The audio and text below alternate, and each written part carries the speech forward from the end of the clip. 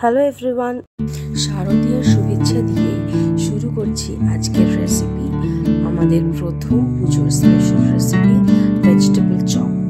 প্রথমেই এই রেসিপিটার জন্যে আমরা একটা পাউডার বানাবো, জিরা, ব্ল্যাক পেপার আর একটা শুকনো লঙ্কা। এটা ভালো করে রোস্ট করে রাখছি।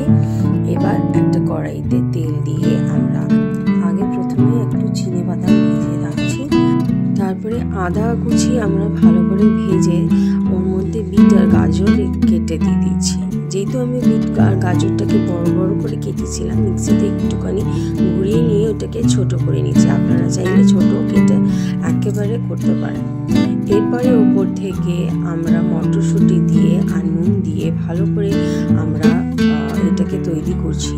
আর যেই মশলাটা রোস্ট করে রেখেছিলাম সেইটা গুঁড়ো করে অ্যাড করে উপর থেকে আমরা আলু সেদ্ধ আর হলুদ দিয়ে ভালো করে আমরা একটা পুরের মতন তৈরি করে নিচ্ছি। আর সাথে সাথে যে চিনি বাদামটা ভেজে রেখেছিলাম সেই বাদামটাও এর মধ্যে অ্যাড করে দিচ্ছি।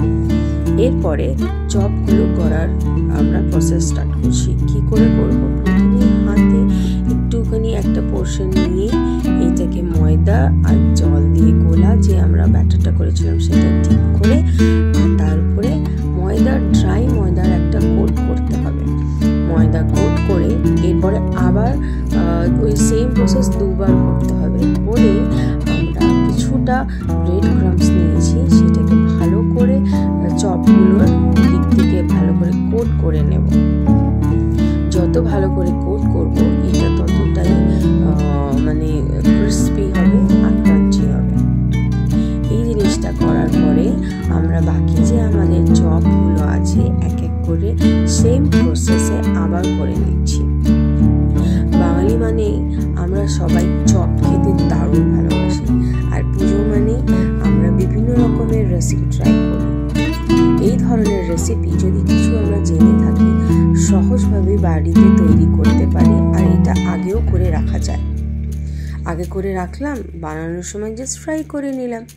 দেখুন আমার কটা চপ করা হয়ে গেছে।